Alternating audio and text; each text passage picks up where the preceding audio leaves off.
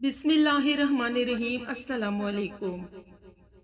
एक दिन एक आदमी ने नबी करीम सल्लल्लाहु अलैहि वसल्लम से पूछा कि कौन सा इस्लाम बेहतर है।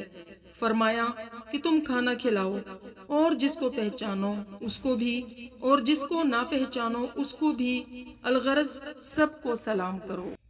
आपने फरमाया, ईमान की 60 से कुछ ऊपर शाखें हैं और हया और शर्म भी ईमान की ही एक शाख है। आप सल्लल्लाहु अलैहि वसल्लम ने फरमाया, मुसलमान वो है जिसकी ज़बान और हाथ से मुसलमान बचे रहें, और महाजिर वो है जो उन कामों को छोड़ दे जिनसे अल्लाह ने मना फरमाया। नबी करीम सल्लल्लाहु अलैहि वसल्लम ने फरमाया, तुम में से कोई शख्स ईमानदार ना होगा जब तक अपने भाई के लिए वो ना चाहे जो अपने नफ्स के लिए चाहता है।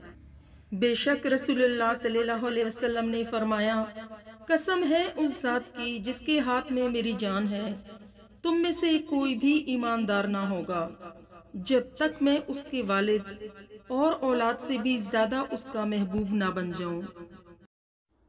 Thanks for watching. अगर आपको हमारी वीडियो पसंद आए तो वीडियो को लाइक शेयर ज़रूर कीजिए, और ऐसे ही मज़ीद वीडियोस देखने के लिए हमारे चैनल को सब्सक्राइब करें। नेक्स्ट वीडियो तक के लिए अल्लाह हाफिज़।